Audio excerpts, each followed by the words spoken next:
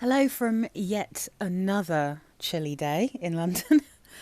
Oh, spring came for a couple of days, left very quickly. I'm literally wearing a jumper dress today because it's cold. And yeah, I mean, sad but true. So I have been reaching still for sweet stuff. I've been trying to reach for some sweet florals, so like some thicker florals than I'd normally be wearing, like when it gets to a warm spring weather. So, anyway, let's start with one that I wore because I needed comfort this week. So, this is Obsession Night. I've talked about this loads, really like this perfume, think it's beautiful. This is a really good one if you need cozy comfort. So, I've had a very busy week at work. In fact, the last few weeks have been really busy. There's not really been much downtime at the weekends. I've been feeling cold and tired. It's been grey and windy again and a bit rainy again, and I just needed comfort, and this is a perfect comfort perfume. So the notes in Obsession Night are white flowers, bitter orange and angelica in the top, bergamot, mandarin orange as well, so it's got a lot of orangey citrusy things going on. And then in the middle notes it's gardenia, jasmine, lily of the valley and rose, and then base notes are cashmere wood, vanilla, sandalwood, tonka bean and amber. So there's a lot of cashmere here. There's also a really lovely mixture of the tonka bean and vanilla, which I think is my personal favourite sweetness when you've got either lots of tonka or tonka and vanilla rather than just vanilla. I kind of love that combination. I feel like that's what turns it into smelling a bit custardy. So this has that kind of custardy vanilla that I really love. And it's definitely got loads of different florals in it. I don't think anything is more dominant than the other, but with the bitter orange and I get a lot of angelica, so the other florals just kind of mix in. I'm not sure if I'd have guessed there was rose, but it's definitely like a bunch of almost blossomy white flowers, but with a woody, creamy, sweet base. And then that kind of slightly strange scent you get from angelica. It's so pretty, it's cozy, it is, again, it's like a little fuzzy blanket around you. I always say, like, I love, it's got a very pale blue glass, but then it's got a blue liquid in as well, so it's such a cool colour. I just really like this perfume, I think it's delicious, and I think that cost me maybe 20 quid. I see it quite often for crazy low prices, so yeah, it's just such a bargain and it's such a lovely perfume. All right, and then again, talking about this one is kind of sad because it's discontinued. I live in hope that Valentino will bring it back in one of the Born in Roma bottles, but I can never smell it from the sprayer because it doesn't have a lid. So I'm not even going to spray it out because I really love this and I don't, I don't want to waste it. I actually love this one so much that I found a second-hand bottle on eBay, so I've got a little smaller version of this that I can keep as my spare because I don't want to not wear it, if you see what I mean, because I actually love Donna Acqua. So I don't know if I said this is Valentino Donna Acqua. And what I will do at some point, just when I can bear to actually spend the 20 quid it's going to cost me to get it posted to the UK, I will try the genre perfumes version of Donna Acqua. All the reviews say that it smells just like it, so I'm probably going to go for the oil one as well because it's better bang for your buck. The thing is with genre is if you're in the UK, it's not that the perfumes are particularly expensive, it's just that it's quite expensive postage. So the more I get, all the bigger things I get, the more it'll be like £25. So I'm paying so much more to get it posted here than the actual products cost. So I'm waiting. And what I'm hoping with them, there's a few things that I just really want to get dupes of that are either massively expensive or are discontinued. So I'm hoping that like I might just go on there at some point and just pick a few different oils and just bam, that'll be it. I'll just spend the money. But right now, that's not on top of my list. But I will, as soon as I can, I'll let you know whether it's worth getting that. Although I'm pretty sure it probably is worth getting it if you can't get this, which most people can't because it's so hard to find. But again, hopefully, as they did with the other one that came in this bottle, the green one that was like a tea perfume, I'm pretty sure that's what they just re-released as green. I can't even remember what it's called. But the perfume they just re-released basically. So, the notes in Donna Acqua. Almond and pear in the top, frangipani, jasmine in the mid, and then base notes of sandalwood and hawthorn. That's what it says on Fragrantica. But on the actual carded sample I had of this from Valentino, it said green almond, frosted pear, frangipani, rose accord, and roasted tonka bean. And I think that that is a that group of notes smells more like I would expect this to smell than the notes that are on Fragrantica, but I think it's possible, that it's all of those notes, if you see what I mean. Because I mean, there might be a little bit of jasmine in here, and there might be some hawthorn because it's quite an interesting scent. But I do think frangipani is by far the most obvious, and this is very sweet. It's very cozy. It doesn't last very long, and it's not very strong, which is super annoying. Which is another reason why I think getting the genre oil might be interesting, because it might be that is just a much stronger interpretation of this. But yeah, it's lovely, and I can't suggest a huge amount of things to have instead of it, other than, like I've said before, that God is a Woman kind of gives me the same warm fuzzy feels when I wear it, because it's got rather than almond, it's got the fuzzy ambrette, it's got a beautiful, really sweet pear, and then it's got this kind of gentle rose watery smell. So I really, really love that one. But yeah, I really hope that they bring this back out. It seems mad to me. It's genuinely the only Valentino perfume that I actually like. And it's not just a like, I actually love this. So it's crazy to me that they've got so many other perfumes that they keep bringing out, and yet they don't do this one, which I feel nowadays, because pear is kind of fashionable again, and like people really love sweet and slightly gourmand perfumes. I really think this would do hugely well if they released it as a Born in Roma. Okay, next up. I can definitely smell this one from the from the lid, from the cap, I should say. No, what do you call these things? The sprayer. I can smell it from the sprayer. The atomizer. There you go. I got there eventually, guys. Because this is a strong one. So this is Keep It Fluffy from Lush. A beautiful, gorgeous. I mean, this again. This is another one that's like really hard to describe. It's got this lovely liquid in it. It's just gorgeous. Keep It Fluffy has a slightly vintage, I'd say like 90s, 2000s feeling, tangy floral smell to it. And I just think it's so addictive and pretty and lovely. And I really love wearing it. So lush. But yeah, what I will say is that it is definitely slightly indolic when I first spray it, and when I first put it on my skin. I feel like the florals here are ever so slightly indolic, but it doesn't last like that. It kind of morphs into a much sweeter and more vanillic scent. But yeah, there's definitely that slight kind of, I mean, I would say like a bit like urine, like, but just a tiny bit, which I get with quite a lot of old florals. And I don't mean old as in like, you know, it's been around in the bottle for a long time. I mean like literally things like the Gloria Vanderbilt and a lot of the Chanels, and, you know, a lot of the classic older like vintagey floral perfumes. So this does have a little bit of that vibe, that kind of poem, you know, that kind of vibe. But it's just so addictive, this one. It's so pretty. So the notes are ylang ylang, musk, rose, vanilla, jasmine, and orris root. And I think this is ylang ylang dominant for sure.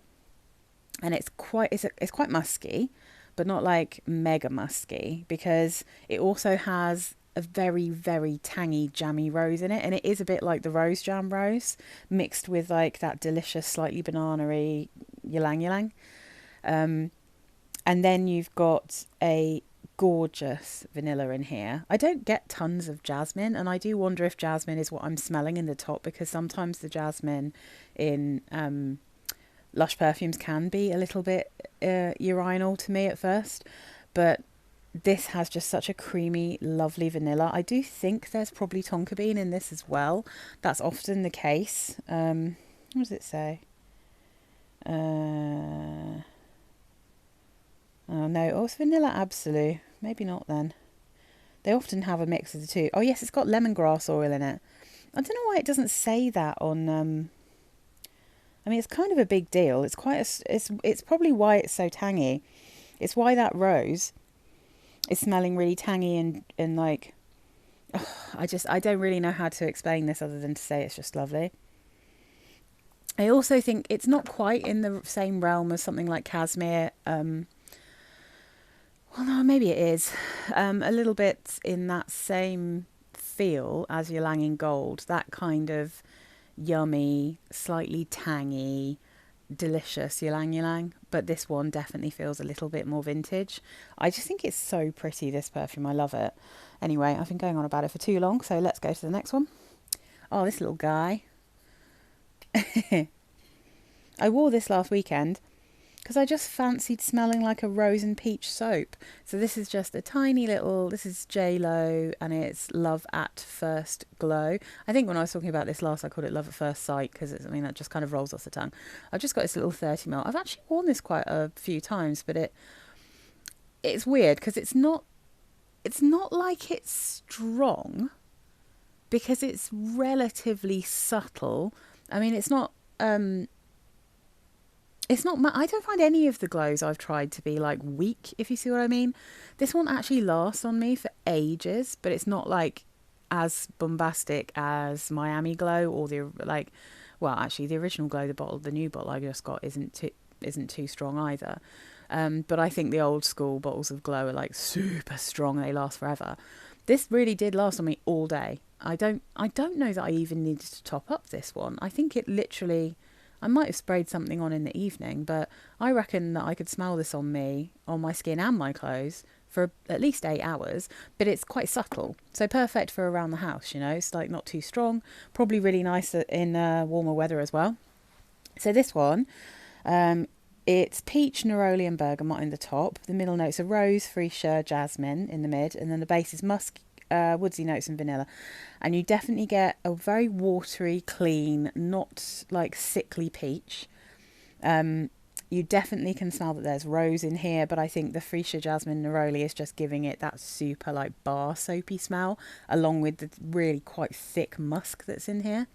And then when it dries down, you can definitely get more and more vanilla. So there's just this underlying sweet vanilla, and it's so pretty. I just always say this smells a little bit like the if my, what's it called, Jean-Charles Brousseau. I have what's it called? Fleurs de Ombré Rose. I always have to remember and get it right because there is one called Ombré Rose, but the one I've got is called Fleurs de Ombré Rose, and that is like mango and rhubarb and peach. Has it even got peach in it? It smells like there is.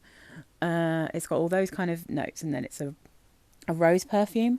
So this Love at First Glow, I'm just reaching to get my water. It smells a little bit like bar soap version of that perfume.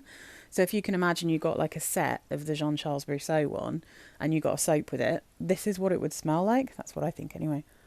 I've got some sparkling water. I don't know if you can hear it in my... I'm just going to put it over here.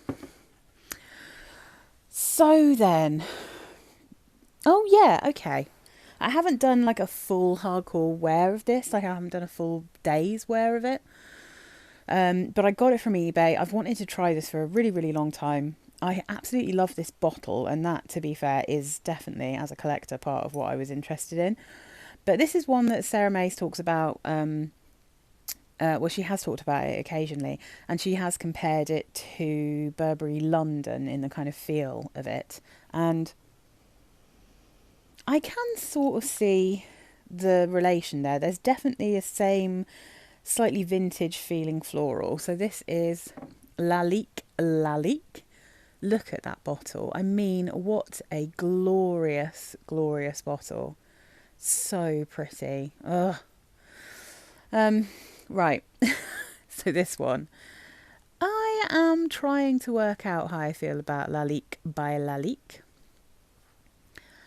It definitely does have a similar feel, almost like a texture. It's thick and slightly syrupy and quite a sweet floral in the dry down anyway, as is Burberry London. But Burberry London is a bit more honeysuckle, which is the reason I was interested in that one.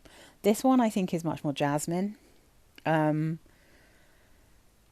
this one I find, to be honest, a little bit harder to deal with. There's something in this one that I think... I said Burberry London smells like it's from the 90s. This one smells more like 80s. It's got a more vintage, very powerful feel about it. And there's something in it which I can sometimes struggle with syrupy perfumes if it's jasmine.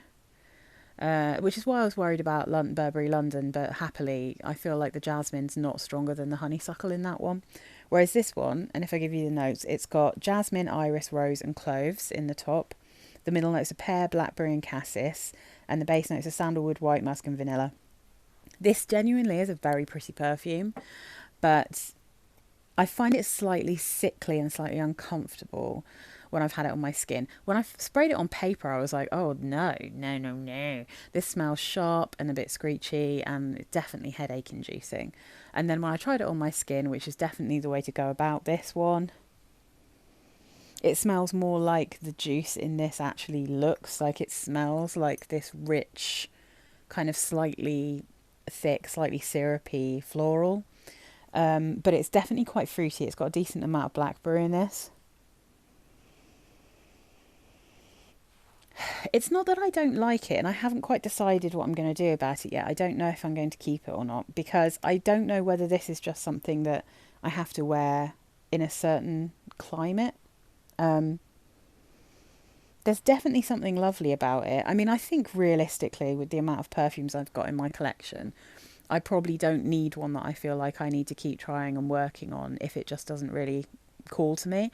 But at the same time, I have changed my mind like quite dramatically about some perfumes. So I guess, you know, I'm going to keep hold of it for now. I will try it again. I'm also keeping hold of this because I'll do a little haul video at some point of all the secondhand or like partial bottles, I should say, that I've bought in the last, I don't know, 6 months or something from eBay. Because I've got quite a few that I've bought where I've been wanting to try things, but I can't get samples and I don't want to spend full price. So I've just been buying partial bottles from eBay so I can test things out. And I've got a couple that I'm kind of umming and ahhing about, things that smell quite unusual for me. So I haven't decided if they're my kind of thing or not. So I will do a video of those at some point, and hopefully then I'll be able to update you on this and how I've been getting along with it. Okay. Oh, well, this one's not hard to get along with. I'm just going to spray this beast out. Oof, the sprayer on this is dangerous. Oh, Barbie dolls. Hello. So I've got a few bottles of this. So this is my little bottle. I've also got this is a 30ml. I've got a 100ml bottle of this, and I've got a pen spray. Not a pen spray, it's a rollerball pen. The rollerball pen is the strongest version of this perfume that I have. But this one I quite like taking this in my bag. The rollerball one I'm now saving for like really cold weather, because that one is noticeably more syrupy and strong. Oh god, this is such a pretty perfume. This is Stella Pop. Did I even say? It's Stella Pop. The original Stella Pop in this fabulous bottle with this lovely pink lid. I did actually pull out the Stella Pop Bluebell thinking, oh, maybe I'll wear that one again, but it was too cold. Like, the weather was really cold, and I wanted something a bit sweeter and warmer. I mean, to be fair, I'd been wearing quite a lot of sweet stuff during the week. I wore this one to work. This is tomato leaf, green mandarin, violet leaf in the top. Middle notes of tuberose, frangipani and violet. The base notes are musk, sandalwood and cedar. This is so delicious. It's so sweet and pretty, and it is the perfect combination of florals for me, because it is definitely, it's an interesting one, because I do think of this as a violet perfume, but I also think of it as a tuberose perfume. But arguably, there's a decent amount of frangipani in this too. But realistically, if I want to wear a frangipani perfume, I will go for this one. So this is one that I wear if I sometimes fancy a tuberose, but equally if I fancy a violet. And this week I washed my hair with my Daddy-O shampoo and my ultraviolet conditioner from Lush, both of which smell very violet-y, like a kind of Parma violet smell. And so this one was just calling to me. And it's so pretty. I know some people will struggle with the tomato leaf. And, you know, realistically, if you watched Claire Smith just did a video recently, and she was saying that sometimes you have to be careful with people when they're talking about certain notes in perfume, because if someone really likes or doesn't really notice a note, it might be really strong to you. So she was saying, for instance, that she doesn't have any issues with patchouli. So there's some perfumes that she'll review and she really likes, where she won't talk about how strong the patchouli is because it doesn't smell strong to her, right? And I think that's the thing with me and tomato leaf is I love tomato leaf in perfumes. I have for a very long time because I've so many of my signature scents have had tomato leaf in. So when I smell this one, I don't think, oh my God, there's so much tomato leaf in this. Because normally when I've worn tomato leaf perfumes, they've been much greener. So there's been more of a green element. There's been more of that kind of herbaceous aromatic scent that you get from a tomato leaf. You know, like one of them's like literally as if you've got the whole tomato stem, you know, that delicious stem you get with like cherry tomatoes, and you can smell that, that lovely greenness. So in here, I don't personally smell it very much in here because I've got way more of the florals and it's super, super sweet and quite syrupy to me, this one. It does have a bit of a tanginess from the mandarin and the violet, but generally this is a sweet perfume. There's a kind of weird plasticky smell in this that smells like doll heads. People say it smells like Barbie dolls. But yeah, so if you know you don't like tomato leaf, it might be that you can really smell it in here and you're not keen on it. But for me personally, this is a super mild version of tomato leaf. It just makes this slightly unusual and special. Because what I'd say is this definitely, in terms of the scent profile, has a little bit of a crossover with something like Touch of Pink from Lacoste. But because it's got a little bit more of a tartness from the violet and it's got a little bit more of an aromatic edge from that tomato leaf, it's just a much more interesting perfume, I think. But yeah, anyway, I've been going on about it for ages. I love this perfume. I always feel like I feel very feminine in this one, to the point where it's almost girly because it's so fun. I think that the Bluebell version is a little bit more grown up. This one, I feel sprightly, I'd say. I feel bright and lovely and like an absolute cutie pie. So anyway, in a complete opposite vibe, I wore this on Sunday, I think, last week when I was feeling very cold and a bit like, ugh. I didn't feel too glamorous on Sunday. I was feeling a bit run down, to be honest. So I went for this one because I find it very comforting. This is Mon Guerlain. And actually, to be honest, sneaky peek, I'm wearing the intense version today because I'm also just wanting comfort because I woke up and it was super chilly. And also I've got a friend coming around later and we're just going to sit around and eat some food and gossip. And I thought I wanted something cozy. And I was sniffing some different bottles and I just sniffed this one and I just I'm like, oh, it's so delicious. But I wore it last week. So I pulled out the Intense. So that's what I've actually got on while I'm recording this. Again, I've said before, if you actually want Mon Guerlain, I do think if you want the original one, unless you specifically like the bottle, then you might as well just get Seductive Noir. But this was a gift from my husband, so it's very treasured. I asked for it because I thought, I want the special version because I'm not paying for it myself.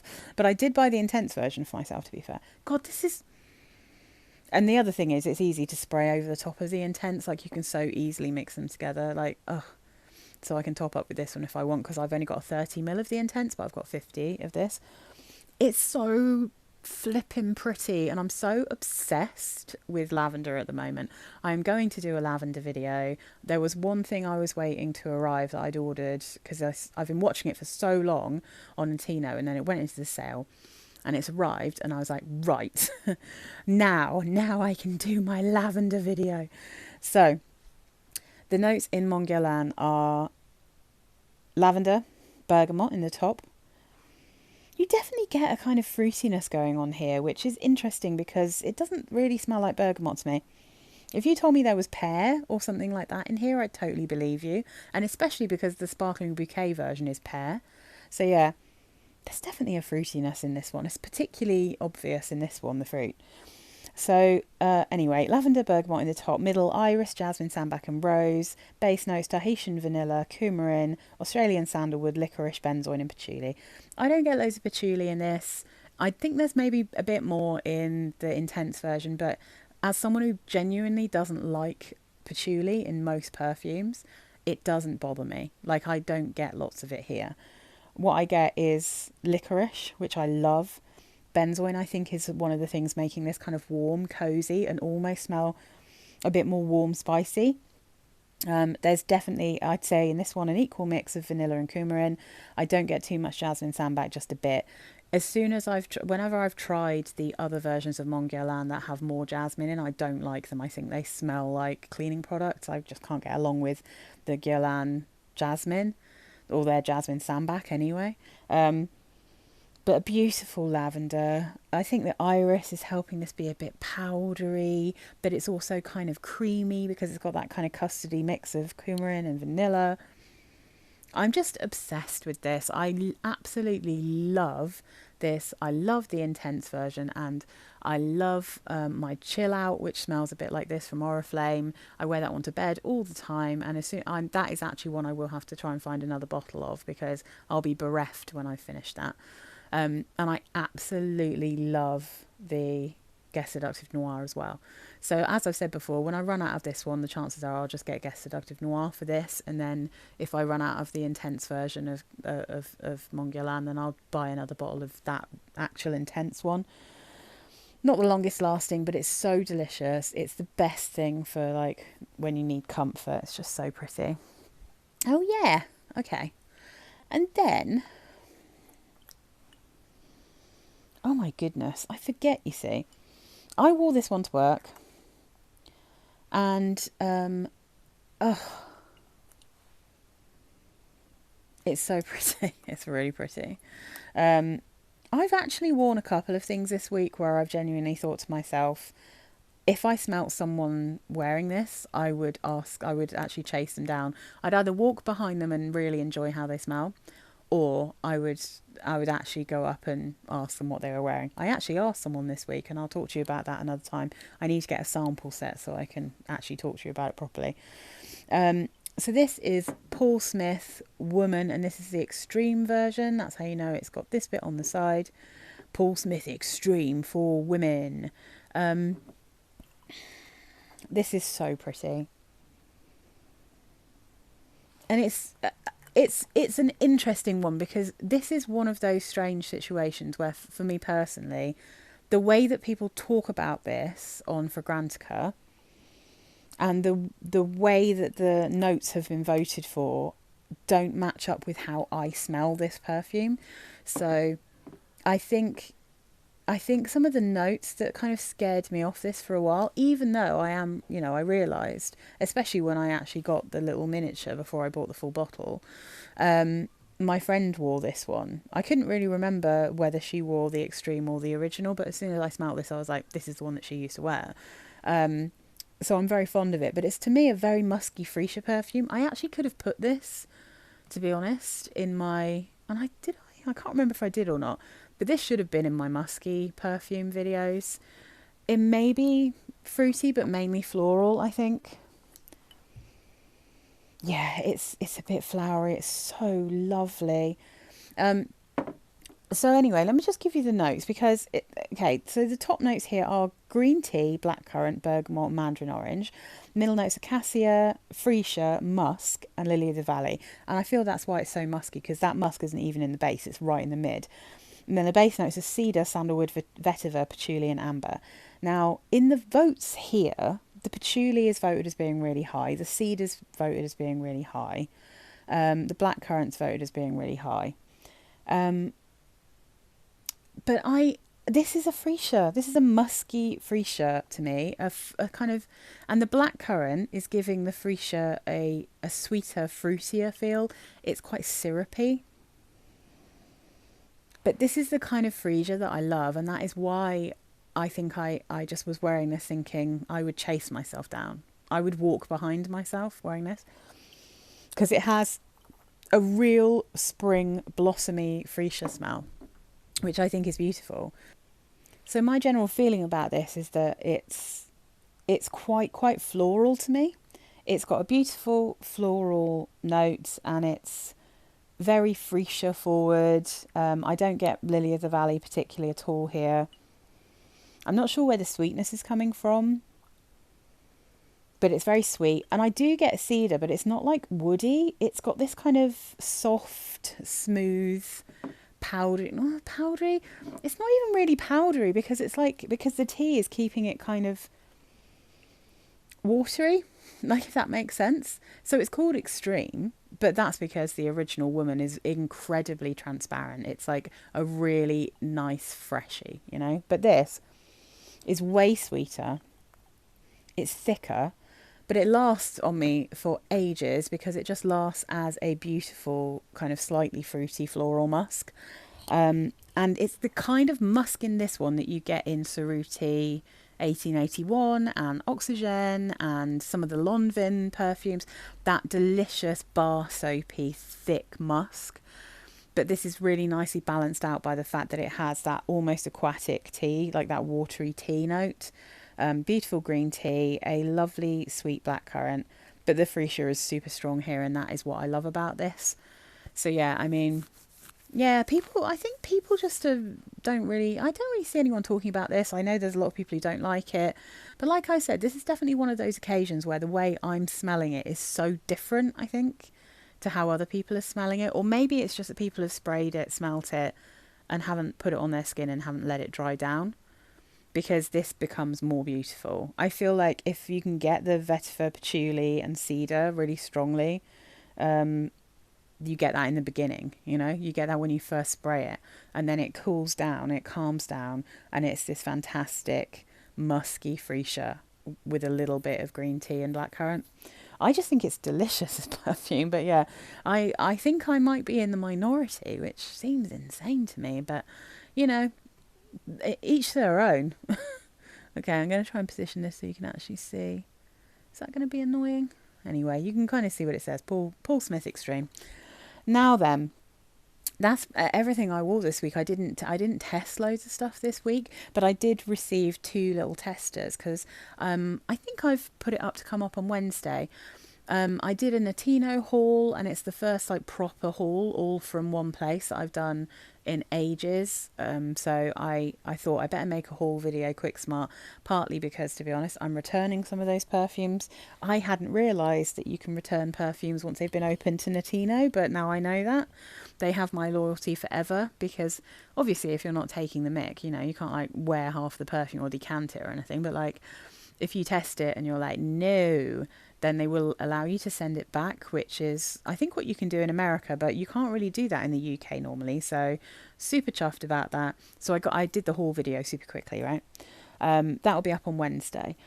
But they sent me a couple of samples, and I didn't want to make proper videos about these. And the reason being, they are both Narciso Rodriguez, one for him, one for her. And if you watch me, you know I do not like Narciso Rodriguez perfumes. I cannot get on with them. The musk in particular is horrific on me. They smell very synthetic, and they smell very chemically to me.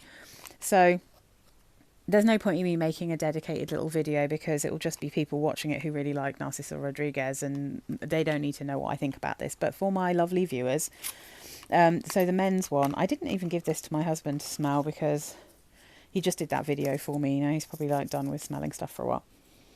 I have the dry down of this one. So this is just a little bottle of, for him, this is Narciso Rodriguez Vetiver Musc. So Vetiver's okay. Sometimes it can be a bit much for me if there's loads of it, but in other things it can be really beautiful. So this is Vetiver Musc for him, and it's tar. It's pure tar, you know. I saw someone commenting on a male perfume, which I think might be one of the YSL ones that Damon and I smelt, that just smelt like tar to me. And I think they call it amberwood, and the guy was saying that amberwood smells really synthetic and gross, and they're putting it in everything. And now I'm thinking, oh, okay. I wonder if amberwood is one of the tarry chemicals that just smell like burnt rubber to me. So anyway, okay. So the dry down is mainly tar, kind of with a slight sweetness. And then the notes listed for this one, for him: cypress, cardamom and nutmeg in the top, middle notes musk, bourbon, geranium, lavender, red algae and frankincense in the mid, base notes vetiver, cedar and patchouli. I can definitely, like, if I'm trying to get past, because the tar smell gets stronger. So when you first spray this, I can smell the cypress, which is like a, you know, like a fir tree smell. I can smell the geranium and the lavender. And maybe a little bit of spiciness from the cardamom nutmeg. It is kind of a bit warm spicy. There's quite a nice sweetness to it. But unfortunately, all of this gets completely overwhelmed by a serious tar smell. But what's interesting about this is there's so many notes going on. And because of that tar smell, it's kind of getting rid of the medicinal chlorine smell that I get, you know, with the musks normally. Because that is what Narciso Rodriguez musk, his musk smells like swimming pools to me. It smells like chlorine in a swimming pool. So again, that is probably just because it's some kind of aroma chemical musk, which loads of people think smell delicious. I really struggle with some of those. This is probably going to be really nice to some people. Yeah, I just get too much tar in it. But I think if it didn't have tar, it would be a not massively original, but relatively nice, quite balanced male perfume. So anyway, it's not one I would give to my husband because I don't want him smelling like this. So I'll put it into my little, I've got like a box of samples that I chuck in with eBay sales. So if I sell like a unisex or a male bundle of anything, then I will chuck that one in with it. Okay, so then this Musc Nude for Her by Narciso Rodriguez. Now this is a fantastic example of me smelling things in a utterly different way than it's intended to, or that most other people do, because oh gosh, do I despise this. Out of all the Narciso musks I've smelt, and I have smelt loads of them, this is by far and away the one that I have despised the most. And the reviews of it are very positive. And also, weirdly, this one is being compared to both Musc Noir and Musc Noir Rose. And it doesn't smell to me like either of those. You get more of that in the dry down. Like, this is the deep dry down on here at the moment. But I find it powdery and sickly and unpleasant. But oh my goodness, when I first sprayed this. So the notes are white flowers, jasmine and pink pepper in the top. I'm going to regret spraying this out and make sure I don't get it on myself. Musk, damask rose and orange blossom in the mid. And then the base notes are tonka bean, patchouli and cedarwood. Oh gosh, the powdery sweetness is so intense. Oh gosh, it's so sickly. Madly sickly, this one. Yeah, I'm not getting the Musc Noir or Musc Noir Rose from this. And the Musc Noir, I just can't wear those perfumes. But that's probably my favourite that I've smelt of the Narciso Rodriguez, in terms of the musks anyway. Because that one has a kind of like a slightly deconstructed Dior Poison smell about it, because it's got the smokiness, it's got the tuberose and it's got the plum. And they're very similar tuberose, plum and smoky notes that you get in Poison. But then it has Narciso musk and it dries down. I think it smells quite mature, and I can't wear that musk. But this is crazy to me. I'm trying really hard to think of what to say about this. It definitely smells like a cleaning product to me. It smells like a sickly floral cleaning product. Like, that's what I'm getting from it. I didn't get that from the Musc Noir or Musc Noir Rose. I do find Musc Noir Rose very sickly, but that's because I find there's way too much like vanilla in that for my taste. And of course, because these perfumes tend to smell quite chemically to me, they just don't work. But this one, it's really reminding me of something. Is it sun? I always think of this particularly offensive to my personal nostrils version of like a powdery, flowery, sickly sweet smell, I always think of Lulu and Sun, like Casserole Lulu and Joel Sanders Sun, but I'm not sure that's what I'm getting here. Madly, there's almost like, if you just removed the vintage smelling parts of Tocard from Rochard and Casimir from Chopard, then you'd have this smell. Does that sound weird? This smells like the really vintage, old school, really perfumey elements from those perfumes that I get in those. And if you didn't have any other notes, like this is what they'd smell like. That's a weird thing to say, isn't it? But that's what I'm getting. Maybe it's the patchouli and the wood.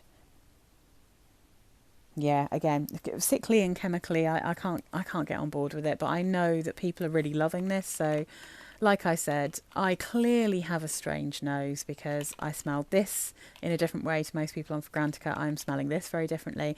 I haven't actually I don't think I've seen anyone on YouTube talk about this one. So what I'm going to do, just for my own interest, I'm going to go and have a look when I finish filming this, and I'm going to see what people have been saying about this one.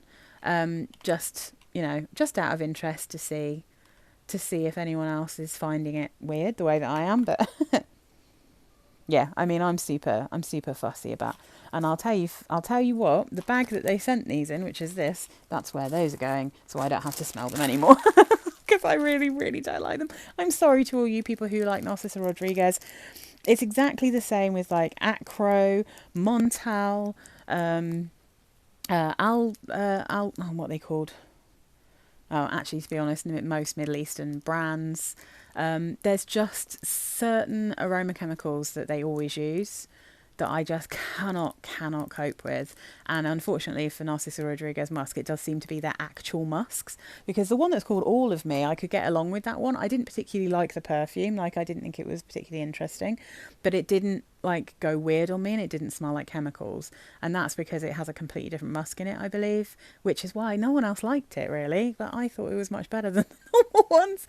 I am just always on the other side of the fence.